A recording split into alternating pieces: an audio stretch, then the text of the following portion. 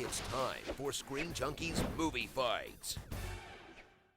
You guys, welcome to Movie Fights. We're doing it yet again. Bam, coming at ya.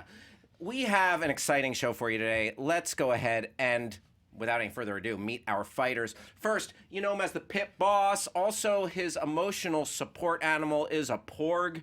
Yeah. Welcome to the show, Ken Napzok. Great to be back. There has been some changes here that I love. I can now pace.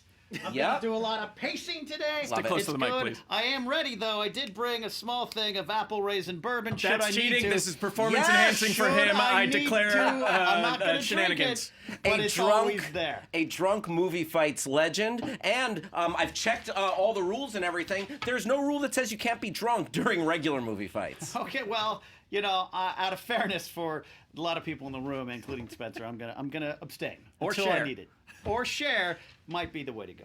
Ken, it is fantastic to have you back, brother. Thanks Yeah. for being here. And his opponent, he is probably, he might be drunk. He might be on some sort of substance. I Just don't know. life, man. Just life. That's the secret, just high on life. He's a funny son of a gun. He's a head writer of Honest Trailers, etc. Welcome, Spencer Gilbert. Good to be here. Oh, You mind good if I to sit have down?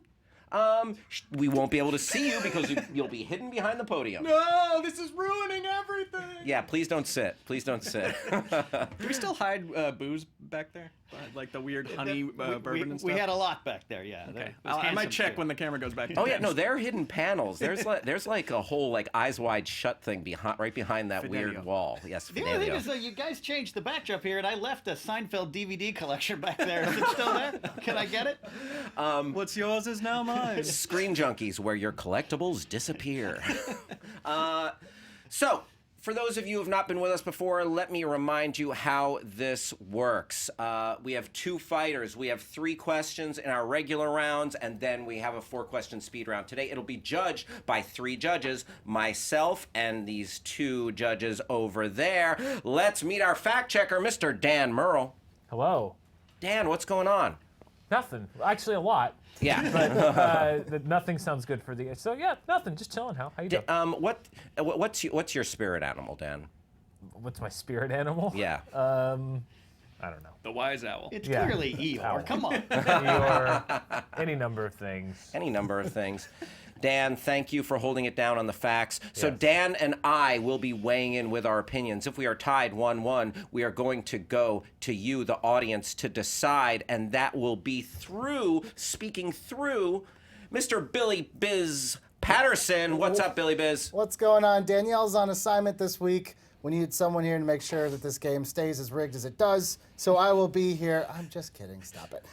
So there's an iCard right up here somewhere in this general vicinity. If you want to vote in the rounds, which we want you to vote in the rounds, go down to the bottom of the video. You'll see a little gear icon. Click it. Turn your annotations on and off. If you have no idea what I'm talking about, all of this is in the description of the video. You can read it every single round, and you'll never be lost.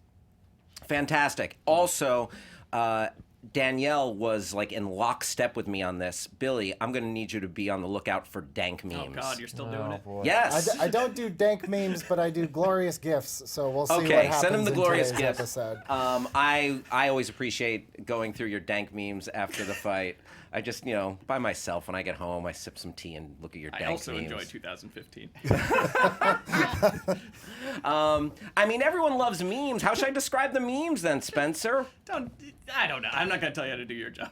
I'm not asking you to tell me how to do my job. I'm just asking you to help me describe the memes. Ask a millennial. I'm the wrong guy. All right. Well, we got all dudes here. This show definitely does not pass the Bechdel test today, but we will be having plenty of fun either way. And what do you say we kick this sucker off with the first question, round number 1? Prepare to die. Ladies Yes, and gentlemen. JTE, that sick package. Main event time.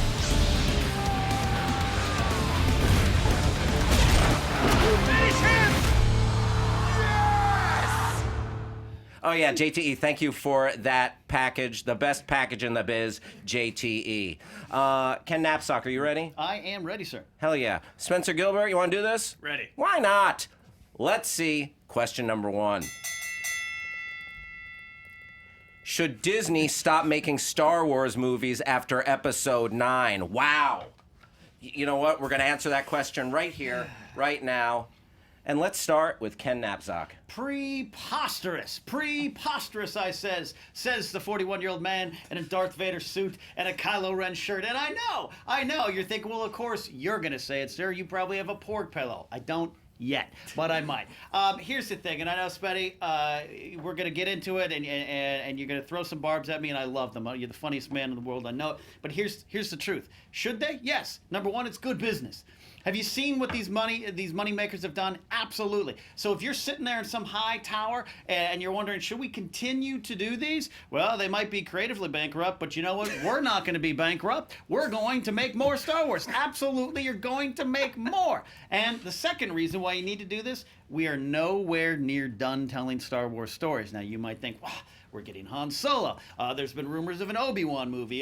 Do we need a Jabba the Hutt underworld movie? Yeah, maybe some people don't. But there is a giant galaxy that was expanded years ago, and even though that stuff is now legends, we have new canon to play with, and we are learning things. What Star Wars Rebels is teaching us about the Force, the nature of the Force. If we're learning about the formation of the Rebellion. That's one of the great things Rogue One and the Rogue One novel did. We are introducing eventually, soon, if they continue making movies, new eras of Star Wars storytelling, whether it be back in the Old Republic, whether it be from the unknown regions. There's a lot to creatively mine there. And even if you go back to something like an Obi-Wan Kenobi movie, there are stories to tell, emotions and themes to play around with there. And that's number two. And number three, we're letting Transformers and Fast and the Furious still go, but the idea of cutting off Star Wars because maybe someone didn't like what they did with Luke Skywalker, or we don't want to know how Jabba rose to power in the criminal underworld. No, that is also preposterous. This is Star Wars.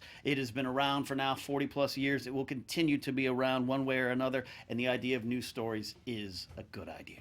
He doesn't want it to go anywhere. Spencer, where do you stand on it? You know, you mentioned creatively mined, and that's a perfect metaphor. This is a mine. This is a strip mine. This has been picked clean. This is a corpse that has been absolutely shredded for any interesting nugget already. I'll go even further than should it make Episode 9. Stop production on Episode 9. Throw out Solo. I want every Star Wars Battlefront 2 loot box to just pop up with a thing that says, call your mother. This franchise needs to stop while it's still got any magic left in it. And it comes down to a fundamental question, Ken. Is it better to burn out or fade away? You know? That's what we're coming down to.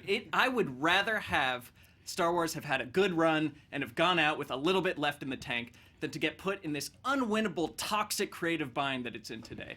When you stick to the formula, when you give the fans what they want, you get something boring. You get something predictable. You get the same old Star Wars. You get another lightsaber fight. You get another Death Star trench run. You get another, I'm good, then I'm bad. No, I'm a Skywalker, no, I'm a Solo. You get the same old, same old. If you deviate from that, you get the big Rick and Morty Szechuan sauce fan meltdown. I'm like, I want it to be the way I want it. They're in a Kobayashi Maru, creative-wise, and they cannot escape from it.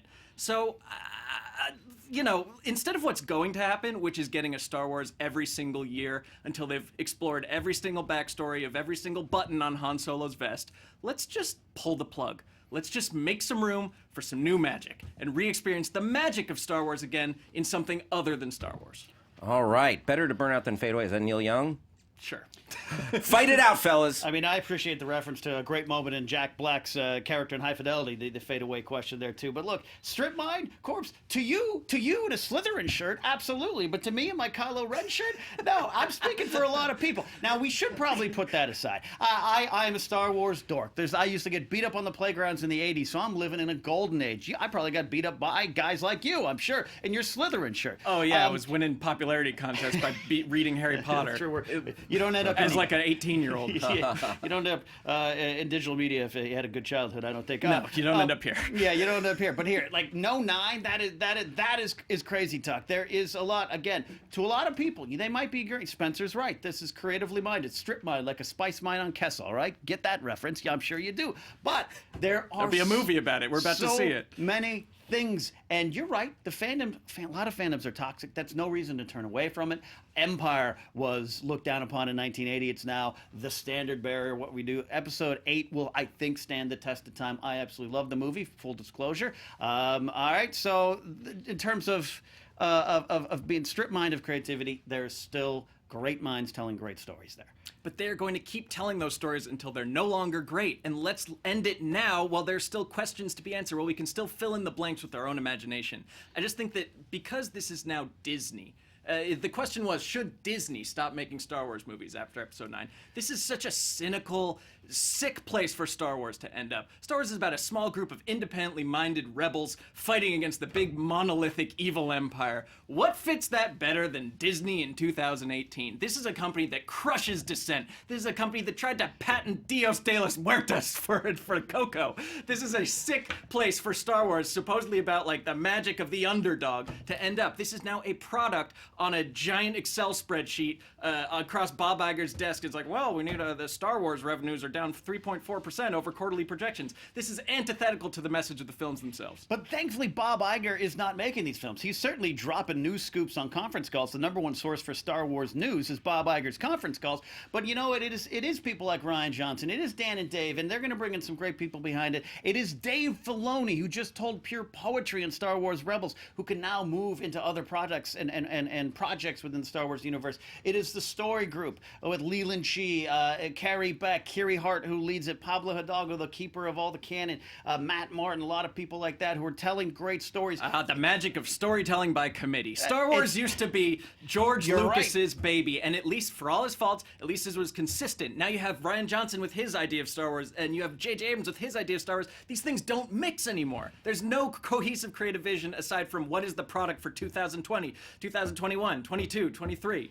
That is a cynical way to look at it. I'm not saying you're cynical, Spencer, though. I mean, I've been to New York with you too. You're cynical, I get it. No, it is not necessarily that. Yes, was there a little bit of a weird handoff from Abrams to Johnson back to now Abrams? Yeah, I'm sure, absolutely. But I don't want Star Wars to be cookie cutter. I love and respect what Marvel has done, that MCU we all love and clearly get paid from. I love that Feige has a big plan, but I want Star Wars to be the poetry that George Lucas did intend it to be. George decided to sell it off. That's his decision. It wasn't going anywhere at that point, though. He did have the idea to make standalone films. He wanted to make a solo film with Lawrence Kasdan a long time ago. That's something that's in his wheelhouse. And you're right, the prequels show that if you go off and tell weird Star Wars stories, you will find new ways to teach the 12-year-olds of the next generation. Well, you said you don't want it to become cookie cutter, but there's no way that it can't become cookie cutter if you have one of these every single year. When this becomes a product, you're a slave to the schedule, not to the material. That's why you have people dropping off of these things left and right, is because they have to hit the deadline and they don't have time to hit pause and maybe think it over and develop it more. It took George Lucas, you probably know better than I do, 4 years and 17 drafts to write the first Star Wars movie. They were writing Rogue One in post-production. They were writing editing. They're like, maybe Darth Vader should pop out at the end and kill everyone. These are things that are just going to be watered down and just stretched thin until they just go out like a fart in a Star Destroyer. Let me ask you, Spencer, are you asking for just less Star Wars movies instead of one every year? I'm saying in Disney's hands, they are going to keep going until we just stop showing up and they just lose all their flavor and all their magic. So given the alternative, pull that plug, cut the cord.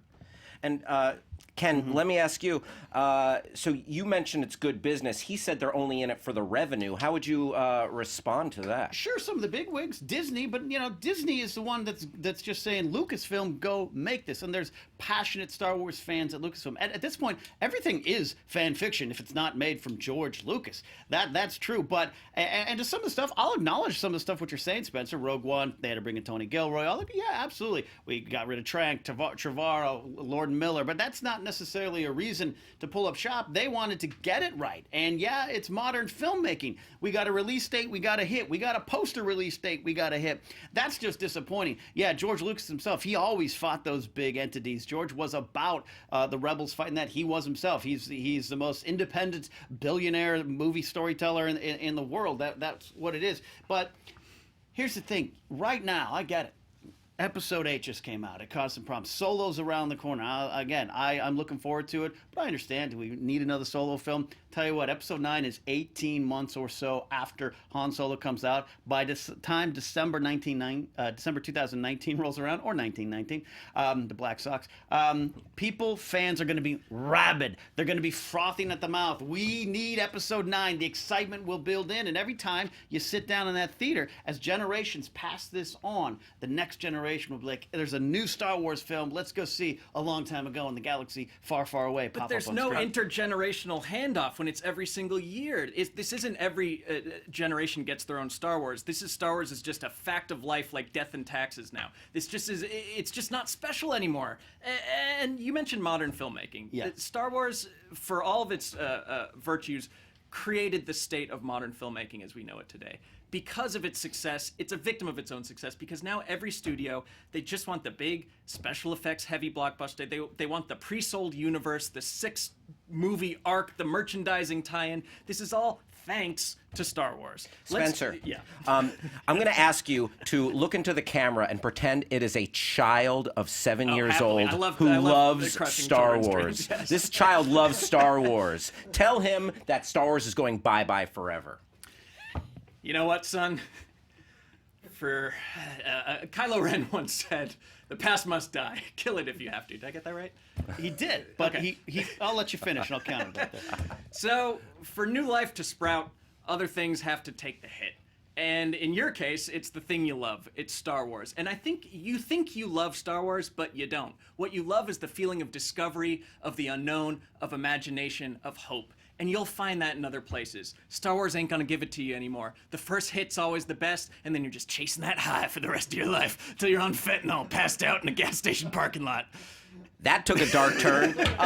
Ken, I'm going to throw you the same challenge, except you are going to tell a jaded Redditor why Star Wars should stay around and be now and forever. All right, come here. All right, put your sweatpants back on. Here's what we're going to talk about here. They were only All right? down around his ankles. The very reason that you took to the internet, which is you were inspired at one point by fandom. You were inspired by the stories that took you beyond the stars. And then you decided to get a username and then debate people about whether or not Chewbacca should have been killed by a moon or not, or whether or not Luke should have ignited his green lightsaber. He shouldn't have. It's not necessary. Ryan took us to a new level. Here's the thing. This isn't necessarily just for you. It is a bigger thing. This is out of your hands. Star Wars can never be put back into the box. It will never be that fresh thing we saw in 1977. It will now be multi-layered. It will now grow. It will now expand. And you, one day, if you can afford the money, you save up and you get a bride sent to you in a box, you're going to be able to make a child. You're going to be able to make a child. And you're going to want to pass on the joy that you once had. And there's going to be a Star Wars film every year. And when you get down in that theater and the lights go down and you're chomping on that hot dog and you're eating that popcorn and your diabetes is growing, you are going to see the Lucasfilm logo. You're going to see A Long Time Ago in a galaxy far, far away. And you will get excited because, unlike what Kylo said, it didn't mean kill the past, bury it. He meant learn from the past. That's the purpose. That's the point. A lot of what Ray is going through. So, yeah, little things you're commenting on, we're going to learn from it. And we're going to make better stories from here on out. Time. Wow, what a battle, gentlemen. I think it's easier to talk to a child than a Redditor. No one said this was going to be easy. Good Lars and the Real Girl reference in there, by the way. Fellas, this was quite a collision. And you both came out swinging. You both, you were not pulling punches. Ken, you got me excited with the extended universe, and which now the canon, learning about the rebellion forces, learning about Jabba. There are definitely bounty hunters I want to learn more about. But then some of your arguments, like the first tentpole of your argument was that it's good business, and I feel like you didn't really combat Spencer's point about it being about the revenue, about Disney like really just micromanaging quarterly earnings of Star Wars toys and etc. And then you're talking about George Lucas's poetry, and Spencer talked about how this is somewhat, to paraphrase, just Frankenstein nowadays with the different people telling the stories, and there isn't as much consistency, and I feel like we are experiencing a little Star Wars fatigue. You got me excited. I felt your passion, but I feel like Spencer had the more logical salvo, so I give it to Spencer. That's Yes. one for Spencer. The Dan things you Merle. like are bad, and you should feel bad about them. Dan. Yes. Screen Junkies. Yes. A couple of just fact check things. Ken, there is a Porg plush pillow buddy and throw blanket set available on Amazon for $40, but hurry, there are only 9 left in stock. If you Add the haven't card. pillow yet. Add the card. I got my phone right here. I did admire Spencer using the Star Trek Kobayashi Maru metaphor for Star Wars know fandom. my It's a audience. nice mixture of the two premier sci-fi franchises. It's better to burn out than to fade away. It is a Neil Young line. It's from the acoustic version of My Hey Hey.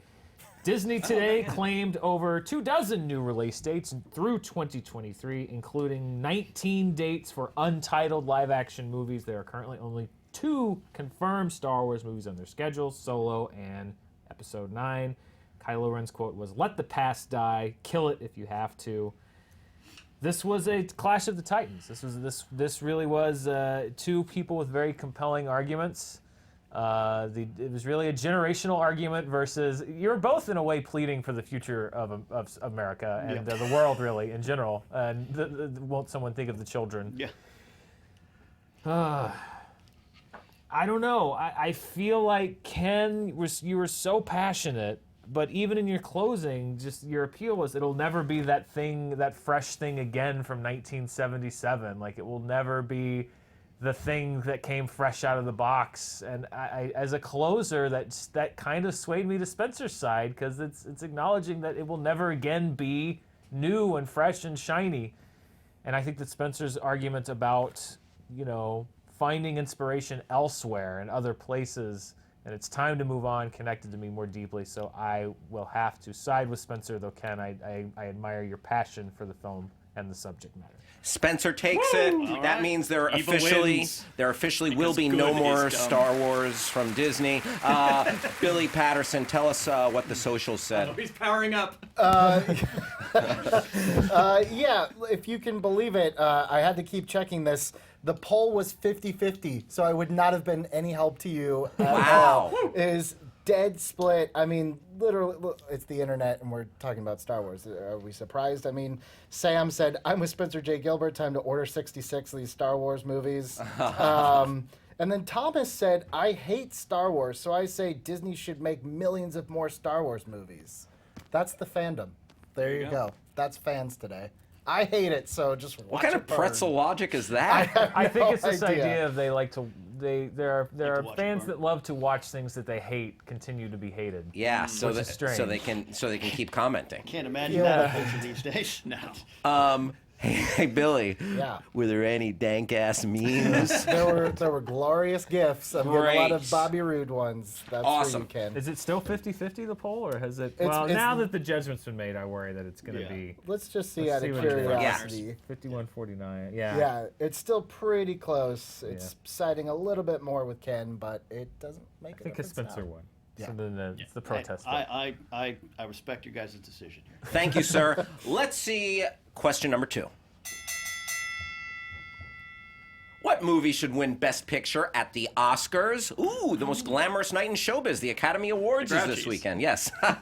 We will have a video on Monday. The Grouchies, tune in for that. But what should win Best Picture? Let's start with Spencer Gilbert. Well, just in opening, we're not talking about what will win, which I think is The Shape of Water. We're talking about what I think should win, which is a little film called Phantom Thread. And in determining this, I went back to the very first Academy Awards, and fact check me on this, Dan, but there was no Best Picture award. There were 2 kind of similar ones, one for Outstanding Picture, which went to the big budget success of the year, and one for Unique and Artistic Production. And I think that is the criteria I use to evaluate Best Picture. What is the most unique and artistic movie of the year? I think that's what the award should be for. Not the most popular, not the most entertaining, the one that was the most different and had the most to add to films. And that, for me, was The Phantom Thread. All right. Thank you for your opening statement. Ken Knapsack. And this is this year, right? Films released in this year. Yes, films that were released in 2018. Okay, No, I'm 17. kidding. No, 20. just sometimes, This it takes me a while to catch up to movies. of the films that are actually nominated. Right, okay. I just want to make sure. I don't think Crash should win, all right? That's what I'm thinking. Okay. It's a bold statement, now, Doc. My choice is, it's already been mentioned by Spencer, and I totally agree with Spencer. We're arguing this question, this isn't predictions here. But I do believe it is Shape of Water. This was a beautiful, unique, awkward, let's address fish sex now, and inspiring story. And I think it is Guillermo del Toro doing what he does best, which is these fantastic worlds and these creatures and these stories, but tying it into something familiar, which is love and loneliness and longing and a desire to be connected. And then you throw in creepy Michael Shannon. That's always a good thing. So my choice is Shape of Water. Fight it out, fellas. They're all good movies. I really liked Shape of Water. I think it's a fantastic I'm film. a Paul Thomas Anderson fan. Who is? So there's you got to really pick nits here. But for me, I just have to give Phantom Thread the edge because of its uniqueness. And I'll get to that. But I want to just start by saying that Shape of Water just felt kind of familiar to me. It felt like a beautifully executed fairy tale, but still a fairy tale. This is the Cinderella story. This is Free Willy. This is what's the other one I'm thinking of? Andre, that's the one with the seal. There's Little Mermaid. There's any kind of like unlikely relationship between I don't want to Thomas say the an Tank animal Engine? Yeah, Thomas the Tank Engine, exactly. Mighty Joe Young. It's a forbidden love story, which can be great, and this was a fantastically executed one. But I just thought it was kind of predictable, beat by beat, of like they would run off together, and she would be, his queen, and they would live happily ever after. And in that respect, it's about the timeless power of love. And yes, that's warms the cold cockles of my heart. But Phantom Thread was something different. It was a relationship story that was like kind of complicated and adult. It was about the weird power struggle between people in love and the weird undermining and head games they play with each other and the collisions of two like not great people, of like an uncontrollable genius and his muse who's determined to control her. Like these are dynamics that I haven't seen played out in film, and I was just fascinated by it because I really did not know what was going to happen next. And that's a fair point. And you mentioned the first Academy Awards. I think that's where the I almost said Phantom Menace, Phantom Thread belongs. It is this kind of old style of Oscar movie to me. It is this big, complicated, let's think and ponder, and that's fine. Again, I am a Paul Thomas Anderson fan. I'm a Daniel Day-Lewis fan. Stay alive! I will find you. One of the great moments in film. All right. So I'm not here to take that away, but what I'm saying with The Shape of Water is it's got performance that people are talking about, and I know it's not just a You popular. want to go performance for performance? No, I don't. You don't go DDL, DDL against in his final role. In Mikey his final Shan? role. They're both great. In his final role. Sally Hawkins, Richard Jenkins, Doug Jones, a former movie fighter here. We've seen him there.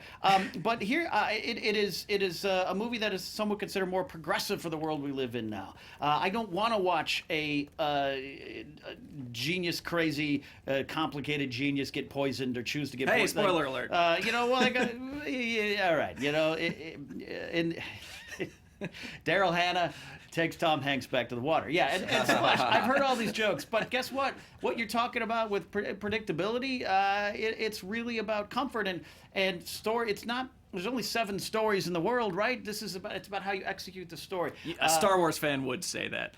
You're at the altar of Joseph Campbell right now. There's room for new stories. And performance-wise, Vicky Creeps. Is it Creeps? Creps? Creeps. Creepy Creps, The Creps yeah. or the Creps? Hey, Vicky, we apologize for butchering your name. For Continue. her, it's so fantastic that he plucked her from relative obscurity, going toe-to-toe with the best actor of a generation. This is like a Rocky Apollo Creed performance that she is going scene for scene with him. And then, like, you talk about the artistic craftsmanship of it. The craftsmanship is very clear and apparent on screen in Shape of Water. But in Phantom Thread, you have these amazing tracking shots of him going through the New Year's Eve party. You have the most crackling dialogue. You have the best score of the year from Johnny Greenwood. It's like a twisted music box playing underneath the entire film. The costumes, I didn't look up any of this, but I assume that they're accurate and very cool. I'll give you that. I assume they're accurate. The Shape of Water, it's an Oscar movie. It's a film about how great film itself is. Like that scene of him watching a movie in an old-timey movie theater, that was the most pandering, eye-rolling moment of the year for me. That was like I want to win an Oscars. You have the fish man like crying the single tear because he sees how beautiful the movies are. Look, man, you have cinematography here. You have music. Alexander Desplat. Is that how you say Desplat? Is that how you say it, JT? I'm asking the wrong. Alexander, person. we apologize for butchering your name. Yeah, it captures How to Be Lonely. It captures all those things, and there's a formula to Oscar films. But I also think that's part of the problem with the Oscars. And when time passes on, yeah, maybe we can all sit down and have a nice plate of vegetables, which is Phantom Thread. We all need vegetables. We should all eat more vegetables. She makes them eat as All right, vegetables. JT, give me that shot there. We all need more vegetables, all right? But sometimes you like broccoli with melted cheese on it, and I think that's what The Shape of Water is. It's good for masking you. the vegetables. It's That's- inspiring, but you are going to still think about this movie. You're going to tell other people to see it. I asked people in research today. I asked people, like friends of mine, Phantom Thread, didn't see it, boring. It was boring. Jennifer Lawrence turned it off, and she is the barometer of what good movies are. Oh, come on, sir. All right. It is an adult fairy tale, and we still need those stories in this time. And I think this movie, this year, it's a perfect time for that kind of movie. We can have our vegetables next The year. Oscars is all about the vegetables. Who will cheer for the vegetables if not the Oscars? We need these movies to keep being made, and that's what the Oscars is all about. Shape of Water made over $100 million. Like, that's fine. You want the most entertaining movie award? It's decided by the box office, by people actually going out to see it. The Oscars is people in the craft saluting the best in the craft itself. And the craft of film was not better served than in any film other than, that was a lot of grammar, Phantom efficient. Thread. This is not the question, but I would like to hear from you, just so you can help inform me as to the esteem you hold the entirety of the movie. What other Oscars would you give your particular film? Ken, let's start with you. I would do. I would say Sally Hawkins, her performance there. I mean, not being able to, use her voice. I think I would go with musical costume design. Any kind of production awards, any kind of those awards that are held on like the Saturday before, like at over a cotillion and at a tea party, a lot of awards there. And I think the writing, and I understand there's more complicated stories and scripts out there. That's part of the magic of this. How can you tell a timeless tale that we all believe in the fairy tales of love here, but I think Del Toro really, really told a great story here. Spencer? I mean, the obvious one is actor and actress for Daniel Day-Lewis and Vicky Krieps. I think best director for Paul Thomas Anderson. I'm not about giving legacy awards because I do think that this is actually up there with his best work, but this is a guy who cannot be our next Scorsese, he cannot be our next Leo. We need to give this guy an Oscar and give it to him fast. This is it could be up there for best cinematographer, which he also was. He was his own cinematographer. And costume design. I mean, come on, the whole movie's about costume design. That's got to be Phantom Thread.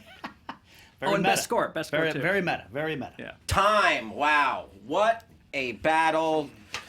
We're not going to know the real answer till this weekend, but we're going to figure out this answer right now. Dan Murrell. Yes, sir. Let's start with you, brother. Yes, the cotillion that Ken referred to is the Academy's Scientific and Technical Awards. They were held this year on February 10th, hosted by, some would say, Oscar snubby Sir Patrick Stewart.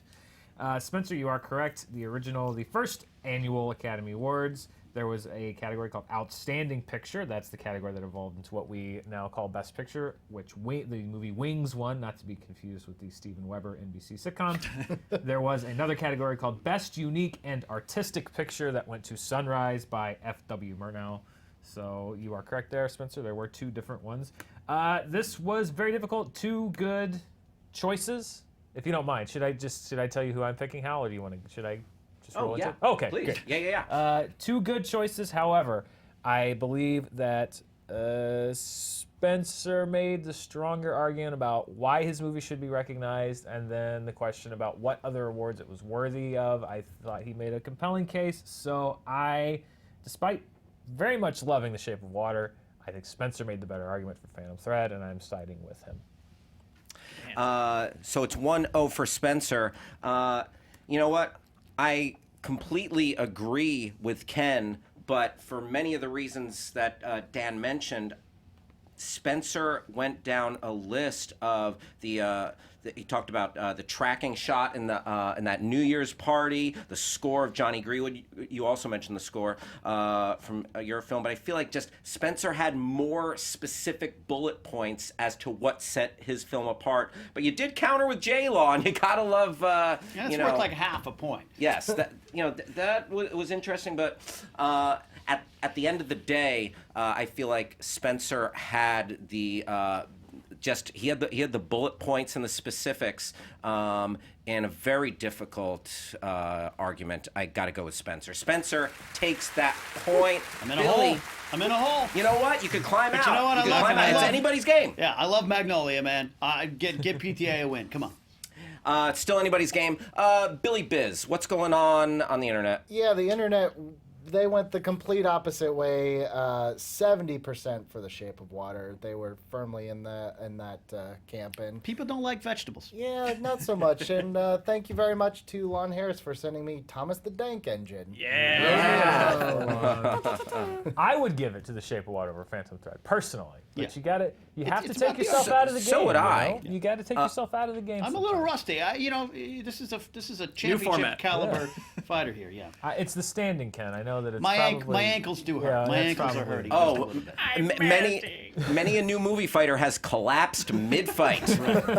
So it's a win just to remain upright. I don't know how he did 20-minute stand-up comedy sets not in a wheelchair. I don't know. How he did it. We had to turn the camera off and let Scott Mance just sit down for 20 minutes. Yeah. All right, let's see. Question numero tres. Blind fight in what universe? Man. Holy crud. Okay. This is a blind fight, and it's about to get kooky up in here. All right, so sometimes we do a blind fight with one hat. Today we've got two hats. Oh, man. That's the kind of blind fight this is going to be. Oh, no. All right, I need each of you to pick a name out of each hat. And please don't reveal them yet. Good. Can I look at them? Yes, you can look at them. Okay. All right, so these hats all contain Game of Thrones characters. Oh, wow. Ken and Spencer, you are two Major League Thronies. Why don't you go ahead and read us the characters you have, Ken? Arya Stark of Winterfell and her good friend Hot Pie. All right, and who'd you end up with, Spenny? Daenerys, the Unburnt, and the Hound. All right, so the question. In honor of the announced Rush Hour 4, because you have to do something to honor the announced Rush Hour 4,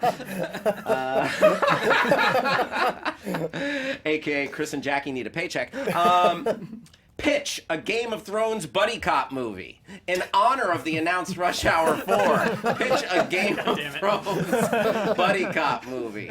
Wow, I love this question.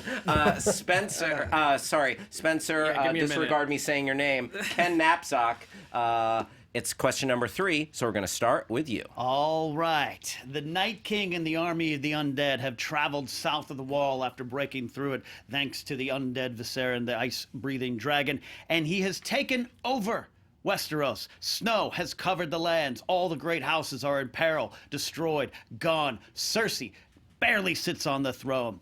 The House Winterfell, House Stark, it is scattered about too. Daenerys and Jon Snow are off having icky lovemaking sessions over down at Dragonstone. So the world is now down to two heroes, Arya Stark and her good friend Hot Pie. As Hot Pie said himself in season 7 of Game of Thrones, he's a survivor. He's going to be okay. And so's Arya Stark. So Hot Pie and Arya travel the lands on horseback. Hot Pie has to take some breaks, and they go secretly from house to house while the Night King rules, saying, "Come at me, bro," to anyone down at what is left at King's Landing. It is up to Arya and Hot Pie to travel along the roads of Westeros, giving hot bread. Hot Pie still loves making his bread, and a fine soup. The key is just to let the ingredients sit for a little bit.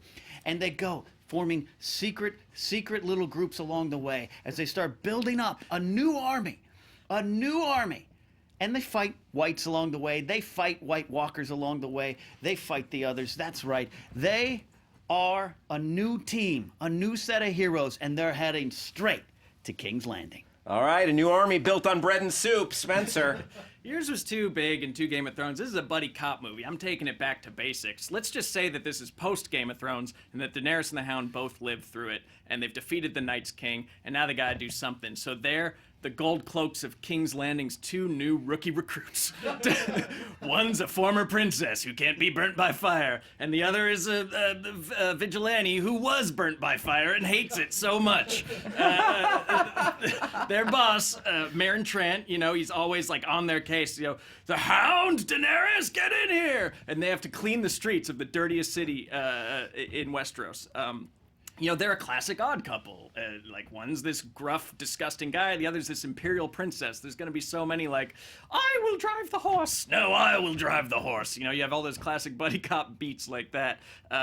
You have the good cop, bad cop interrogation scene where, you know, they gotta get some information out of a guy, and you know, Daenerys, like, throws some fire on him, and the Hound recoils and is like, oh, but then they bond over their shared love of chicken. You know, this is just like a classic Miami Vice, like 2 people from opposite sides of the tracks teaming up to take down some street level crime. Look, you might be right that I maybe overreached, right? It seems like that, but let me tell you something. There's a great buddy cop movie that is set against a backdrop at the possible end of the world, and that's the first Men in Black. Will Smith, Tommy Lee Jones, they're having their moments, they're having this, but they're still out to save the world, find that galaxy. That's what's going on here. Imagine a scene of Arya with their sword, like, I've got backup, and you cut, and there's like hot pie, like, just, one moment, I'm not done eating. Like, there's that kind of stuff going on there too. This is funny. I mean, it's Arya and Hot Pie. Hot Pie doesn't. Have you ever seen Hot Pie with the sword? There's going to be a great, hilarious montage of Hot Pie learning. He's dropping the sword. Oh, I can walk around. He's dropping the sword. All that kind of moment. That's a lot of this. That's our Hot Pie. But we've seen that. That's from Game of Thrones season 3, where they're rolling around in the cart and Arya and Hot Pie. We've seen that already. This is two people that we're still waiting for them to interact. And what perfect person to take the airs out of Daenerys, who's so above it all and so hoity-toity, than the Hound, than the slavering, disgusting Hound. Some of the best moments of his character arc was when he was paired up with Sansa. So why not pair him up with an even more elevated version of Sansa and have them solve crime together, brothel to brothel? All right, let's freeze for 1 second. I'm going to throw a little curveball your way. Your buddy cops, they got to go undercover to do something. Take a moment and then tell us how and what they're going undercover as. There's a you know, like a weed drug. What's a Game of Thrones drug?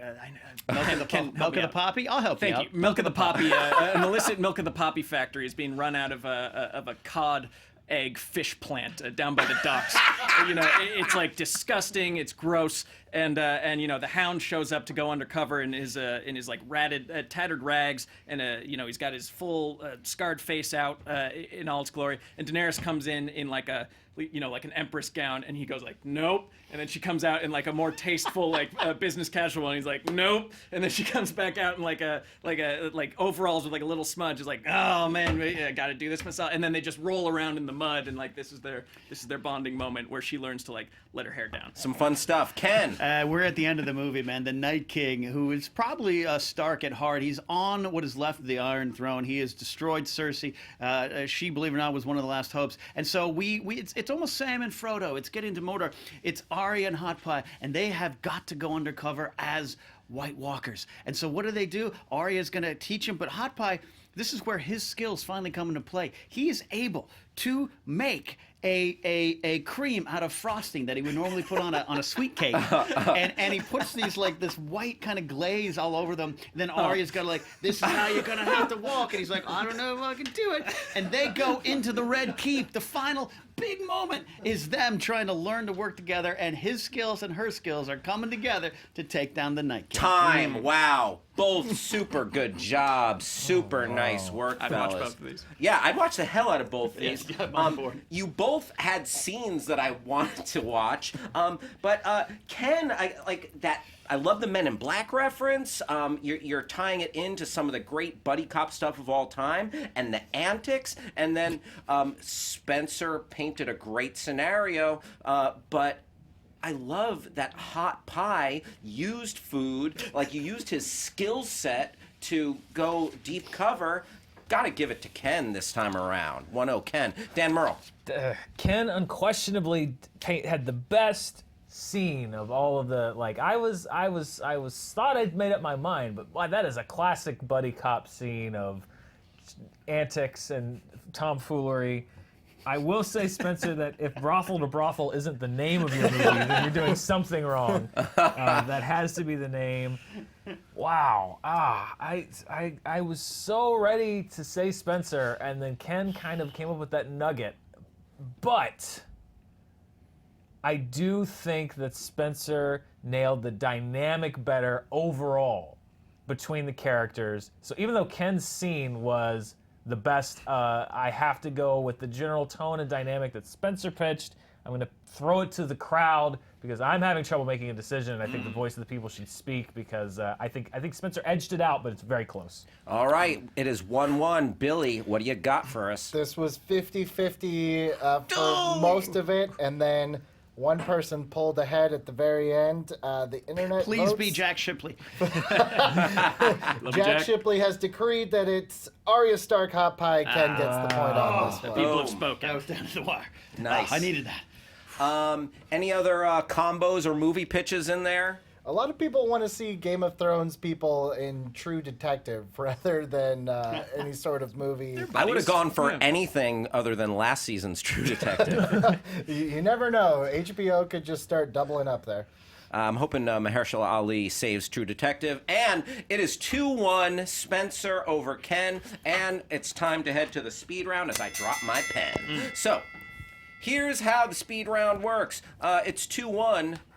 The first fighter to get 4 points takes the game. There are 4 speed round questions. They each get 20 seconds and then 10-second rebuttals. The first person to speak will begin our fight. Ken, are you feeling it? I think the rules are relatively to what I'm familiar with. There. Oh, that's the bell. Pretty much the same. Pretty much the same. Got a bell and everything. Okay.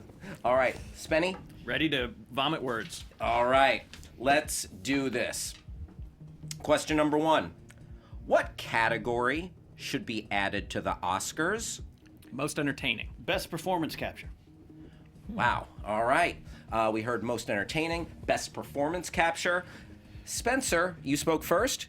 Begin whenever you're feeling it. This is the flip side to my argument for Phantom Thread. Just as movie vegetables deserve a reward in their own category, movie sweets deserve their own category. This is a type of filmmaking as a product. Your Star Warses, your Logans, your big franchise movies. It's also a skill. This tied universe storytelling is also its own art form, but it's different and it's unique from independent film. I absolutely think that's a good idea. Let's be entertaining. But you know what? The Oscars are still about recognizing the art of motion pictures. You said so yourself. So we are not having a problem. They are not breaking. The circuses of the world, the Toby Kebbells of the world are not getting a chance to break through in this individual categories like some of those other movies are. They sneak in. Return of the King won, right? So I want to see them recognized in their own category, and they'll spurn more art. But the Oscars as a telecast has been dying. The ratings are going down year over year. This is a way to bring people back into the fold without like giving you your token genre movie in costume design or whatever. This is a way to give them all people a reason to tune in. I don't need people to tune in. I still want to keep to the history what the Academy Awards are, and performance capture is the future. It's what's going on. It's built what a lot of movies are built on. Let's reward that. Dang. Wow, man, you guys, guns blazing for reals. So now Billy has his own vote, and let's start with Billy Biz Patterson. I loved both of those arguments, but for me, I think I liked Ken's argument more of the Oscars are about the arts and the best in the art of filmmaking, and motion capture, he said, has become such a big part of it, and we're not recognizing that, so I'm going to go with Ken. Yeah, 1-0 Ken. And I thought they both gave great arguments and just lightning fast. Spencer wanted to make it more entertaining. I felt like Ken rebutted that beautifully with the Return of the King Academy Award, which is a very populist film and a beautiful, well-made film. And Ken's argument swayed me. Ken gets the point. We are locked up at 2-2, people. All right, question number 2 of the speed round. Oh, by the way, that last question was submitted by Geoff 1106. That's Jeff, spelled the old English way, 1106. Question number 2. Name 2 people you'd most want to be in a human centipede with.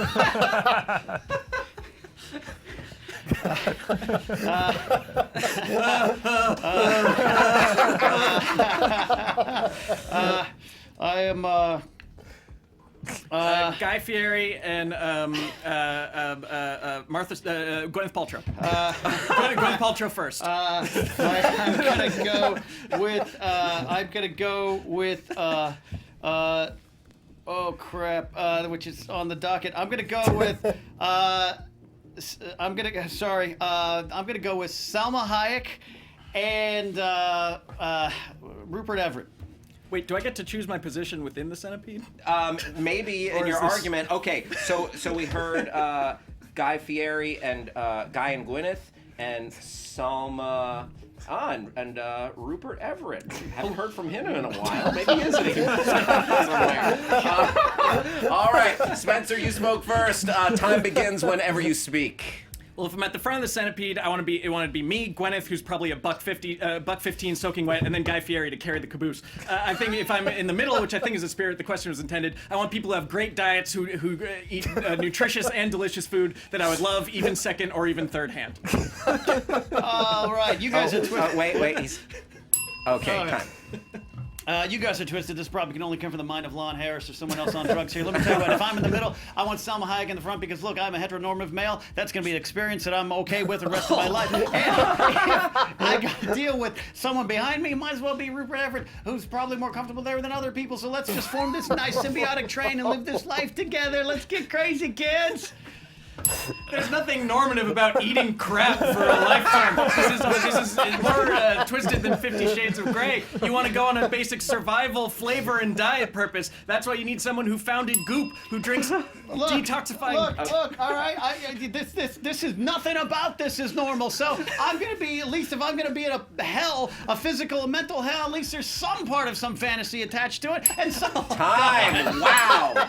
By the way, this did not come from Lon Harris. It came from Juju241 on you should Twitter. meet Lon Harris. Juju241. Spencer, I'm a little upset that you didn't use the term goop poop. Well, it was Because, implied, yeah. Gwyneth Paltrow has the goops, website yeah. Goop, and then you would eating goop poop. Let's start with Dan Merle. That's what you're upset by? I mean, aside from the entire question. This went through my filter. I was the ultimate arbiter on putting this question in the speed round, so I say to the audience, either you're welcome or I'm sorry.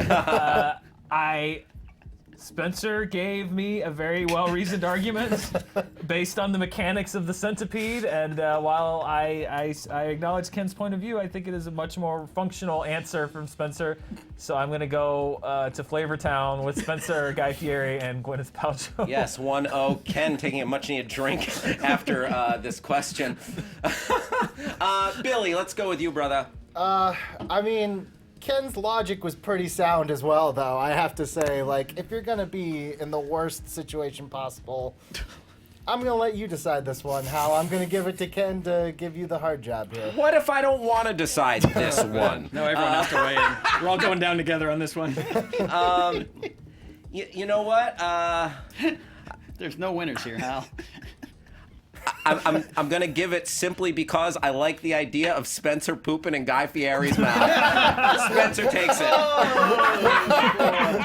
Okay. Sorry, Guy. Love you, man. know, Yep. All right. It is the score stands at It's 2-3. 2-3. All right. Ken needs this one. If Spencer takes it, we're going home. All right? With Spencer a winner. All right, so here is question number 3. They're both in Tarantino. Yeah, you got it. Yeah, both of these actors are in the new movie. Take your time. Okay, sorry, I'm just trying to. They're both in Tarantino's new movie. Who do you choose?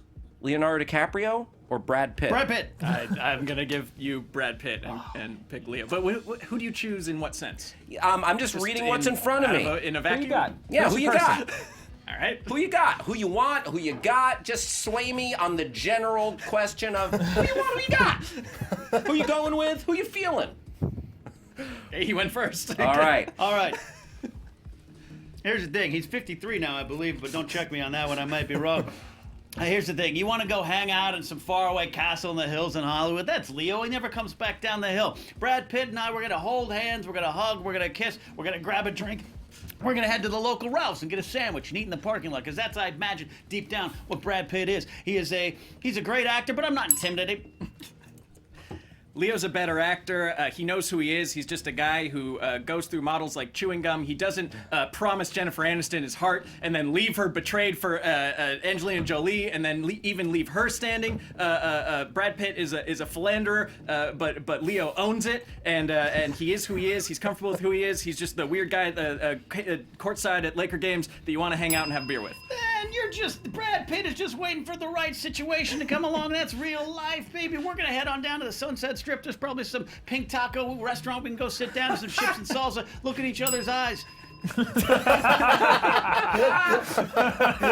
That doesn't sound fun. That sounds sad. And I want to hang out with Leo in between movies when he really lets himself go and looks like a hobo. I think that's somebody that I could really get along with and could even go undercover without turning every single head in the joint. I would have Leo all to myself. Time.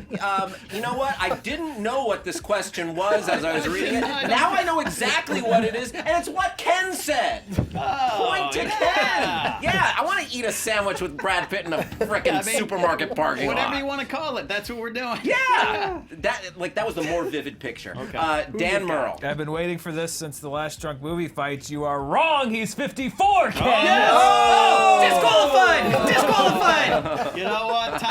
It's been a long couple of years, man. It's been a long couple of years since that first Brad fight. Pitt's age notwithstanding, I'm actually going with Spencer. Let's go with the guy who owns what he is. Let's do a hobo hangout with Leo. I'm going with Spencer. It just sounds more fun to me. Right on. All right, we are locked up at 1-1. Billy Biz. I mean, I just like the image of, because you had to stop, of just sitting there looking at each other's eyes in some passionate staring contest. That just seems like more fun. Leo seems kind of stuck up to me. I'll go Brad Pitt, I'll go Ken on this Boom, one. that's a true bromance. Man. Chips and salsa. That is a bromance. We're He's locked up at 54. I feel ashamed, but in the moment I realized, wait, that first fight was like 2 years ago. all right, it all comes down to this, the final question of the speed round. A great moment in sports. Who is the all-time greatest comedy director?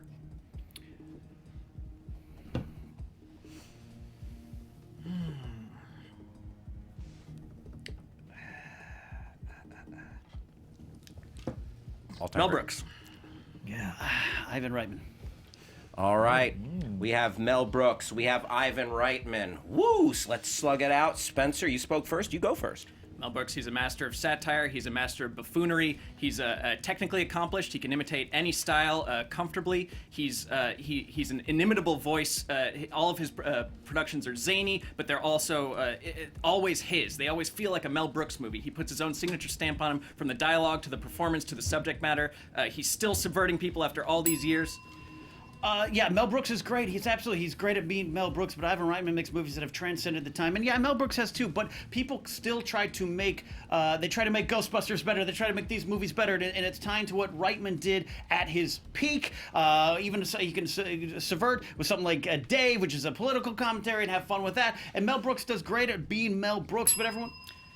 Yeah, you throw out Dave, you throw out Ghostbusters. These are good comedies, but laugh for laugh. We're talking comedy here. Ha-has. How many ha-has per second are you getting out of a Mel Brooks movie versus an Ivan Reitman movie? You are laughing your ass off. The rewatchability factor is off the charts. Comedy's perspective, comedy is your perspective. It's hard to argue against, but like I would say Ghostbusters is more iconic to more generations than something like Blazing Saddles. So some people are like, what is that, the cowboy fart picture? How dare you! Wow. Let's start with Dan Merle. Ooh, boy. I mean, yeah, comedy is subjective. I was trying to say that phrase really fast. It is very difficult, so you got to go. I think where Ken seemed a bit limited in his ability to paint out the filmography, the vastness of the filmography of Ivan Reitman, I thought Spencer did a better job of painting out more of Mel Brooks' legacy, more of his work, his tone, etc. I have to go with Spencer on this one. All right, that's 1-0 Spencer. Billy Biz. Yeah, I'm gonna echo that, and I think Spencer really hit like the laughs per minute. If it's best comedy, I think you have to go Mel Brooks, so I'll give it to Spencer. Spencer takes the day. Wow, what a game, gentlemen. I applaud you. You were down 2-0, and then you took it to the max. Came back, man, and yeah, Mel Brooks was almost came out of my mouth there. That name, so I hand it to you. Take it. Sounds. Oh, but what a battle. What a battle, you guys. Ken, why don't you plug some stuff? Tell us where to find you. Hey, man, I got a lot of things going on right now. You can follow me at Ken Knapsack. That includes Twitch, where I stream games and talk Star Wars and wrestling and life with you guys. Also got the podcast, The Knapsack Files, and my podcast, Force Center with Joseph Scrimshaw, Jennifer Landy. We talk Star Wars 4 times a week. Spencer should come on. Anytime. Excellent. And Ken, glad to have you back. You're one of our favorite folks, so please come back again, maybe for a drunk movie fight sometime. People We'll are calling. I see, we'll still see. have the belt. It's locked away in my closet. Nice. Spencer, congrats. Well you, Hal. played, Thank you. well crafted arguments. Tell us something you got going on. Plug something. I'll be here till the walls come crashing down around us, Hal. Yeah. Thanks, man. Fun stuff today. Dan Merle, thank you, sir. Yep, I'll be holding up the walls with Spencer, like Luke and Han in the garbage chute. Nice. Sick reference. Billy Biz, thank you for filling in for the inimitable Danielle Radford today. Anything you want to say to the folks out there? Actually, yeah, right now over on Screen Junkies News, you can check it out. We just posted, Roth and I, we got to ask the hard questions to the CEO of MoviePass.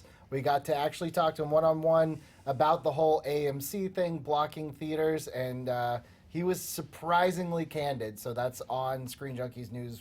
Literally go click over right now. Wow, it sounds like you didn't give the CEO of MoviePass a free pass. On that great one-liner, I want to thank you for watching Movie Fights. This is such a good time. I'm Hal Rudnick. Hit me up on Twitter, Instagram, whatevs. Thanks for watching. Bye-bye.